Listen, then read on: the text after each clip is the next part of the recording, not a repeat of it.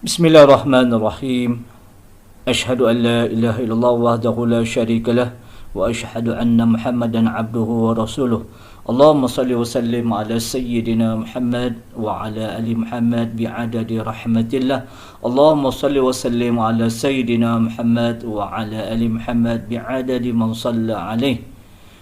اللهم افتح علينا حكمتك وانشر علينا من خزائن رحمتك يا أرحم الراحمين ارحمنا.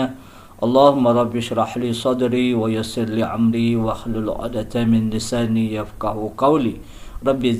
ربي زدني علما وارزقنا فهما.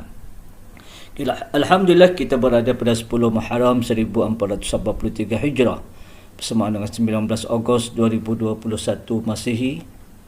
Objektif perkongsian, tiap-tiap murid dapat mengenal pasti tiap-tiap perkara dan juga tiap-tiap murid dapat memahami maksud tiap-tiap perkara. Dengan adanya aktiviti pengajaran, perkongsian melalui penerangan guru, murid secara individu berkongsi sama dapatan melalui perkongsian penerangan guru dan juga perkongsian melalui soal jawab secara tertulis. Okey, pada pelajaran Rasul pilihan. Rasul pilihan pada perkongsian ialah Nabi Muhammad sallallahu alaihi wasallam. Nabi Muhammad sallallahu alaihi wasallam diutus, maksud diutus, diwakilkan, dipilih oleh Allah Subhanahu wa taala untuk menyeru, membawa manusia, mengajak manusia ke jalan Allah Subhanahu wa taala, ataupun maksud lain, membawa manusia mematuhi perintah Allah Subhanahu wa taala. Nabi Muhammad sallallahu alaihi wasallam menyeru manusia ke jalan Allah Subhanahu wa taala ataupun mengajak manusia ke jalan Allah Subhanahu wa taala pada peringkat permulaan dakwah. Maksud dakwah sini ialah ajakan.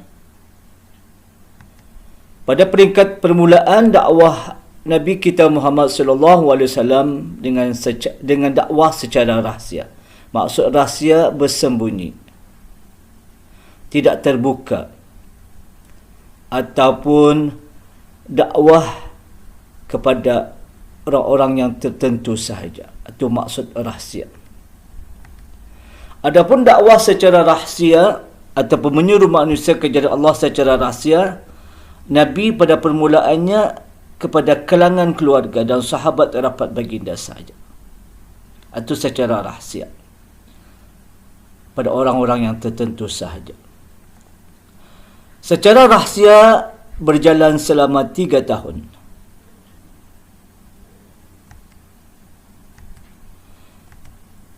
Turun perintah Allah Subhanahu wa taala, Nabi Muhammad sallallahu alaihi wasallam menyuruh manusia ke jalan Allah Subhanahu wa taala, menyebarkan dakwah secara terang-terangan. Pada permulaan secara rahsia, turun perintah Allah Subhanahu wa taala, Nabi Muhammad sallallahu alaihi wasallam diarahkan, diperintahkan oleh Allah Subhanahu wa taala untuk menyuruh manusia ke jalan Allah dengan secara terang-terangan, terbuka kepada orang ramai. Nabi Muhammad sallallahu alaihi wasallam menyuruh manusia ke jalan Allah secara terang-terangan kepada kaum Quraisy. Pada masa ini, pada ketika ini, ataupun ketika Nabi menyuruh manusia ke jalan Allah secara terang-terangan kepada kaum Quraisy, Nabi Muhammad sallallahu alaihi wasallam menghadapi pelbagai cabaran dan tentangan. Bermacam-macam dugaan, tentangan, kebencian dari kaum Quraisy disebabkan Nabi Muhammad sallallahu alaihi wasallam menyuruh manusia ke jalan Allah Subhanahu wa taala.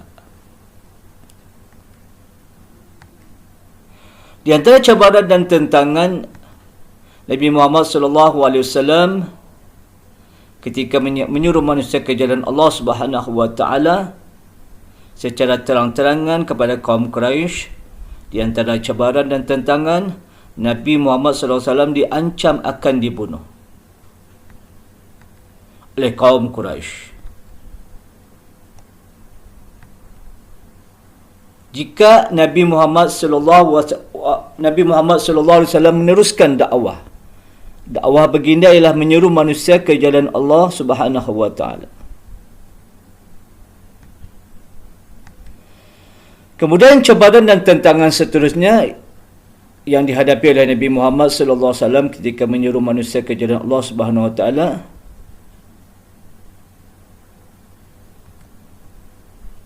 dilakukan oleh bapa saudara baginda sendiri, iaitu Abu Lahab dan Abu Jahal. Abu Lahab dengan meletakkan najis binatang di depan pintu rumah baginda. Inilah tindakan kebencian yang ditunjukkan oleh bapa saudaranya Abu Lahab dengan meletakkan najis binatang di depan pintu rumah Rasulullah sallallahu alaihi wasallam. Kemudian Abu Jahal juga bapa saudara kepada Nabi Muhammad sallallahu alaihi wasallam membuat kebencian, tentangan, cuba menghampapkan batu besar ke kepala semasa baginda sedang sembahyang. Seterusnya di antara cabaran dan tentangan yang dihadapi oleh Nabi Muhammad sallallahu alaihi wasallam ketika Nabi menyeru manusia ke jalan Allah secara terang-terangan kepada kaum Quraisy. Kaum Quraisy memujuk baginda untuk menghentikan dakwahnya. Dan kaum Quraisy menawarkan pangkat, harta dan wanita kepada Nabi Muhammad sallallahu alaihi wasallam jika Nabi menghentikan dakwahnya. Itu adalah usaha kaum Quraisy memberi tawaran kepada Nabi Muhammad SAW dengan tawaran pangkat, harta dan wanita jika Nabi menghentikan dakwahnya. Ini di antara cabaran dan tentangan. Kemudian cabaran dan tentangan seterusnya adalah Nabi Muhammad SAW juga terhadap kepada keluarga baginda, Bani Hashim dan Bani Abdul Muttalib, dengan pemulauan. Maksud pemulauan di sini ialah dibenci, dihalau, dimusuhi oleh kaum Quraisy terhadap keluarga baginda, iaitu keluarga Bani Hashim dan Bani Abdul Muttalib.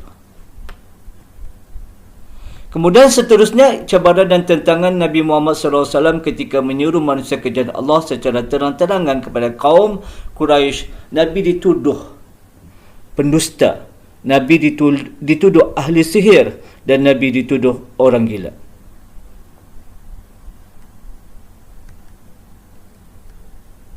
Dan juga cabaran dan tentangan Nabi Muhammad SAW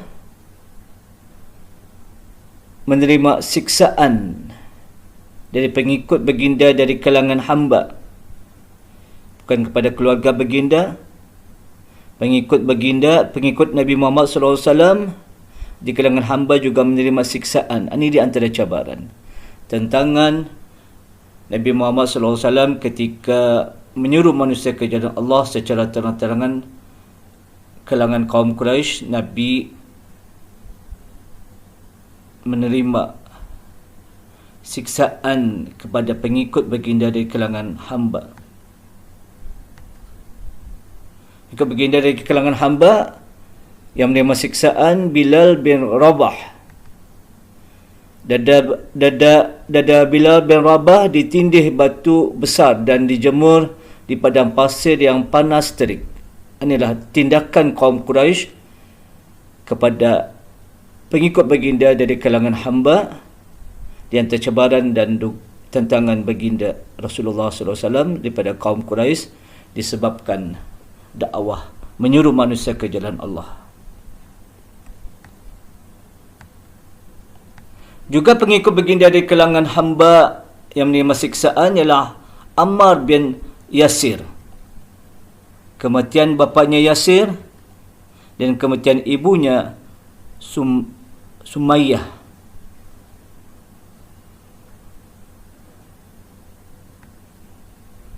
Alhamdulillah sempurna dan selesai perkongsian pengajaran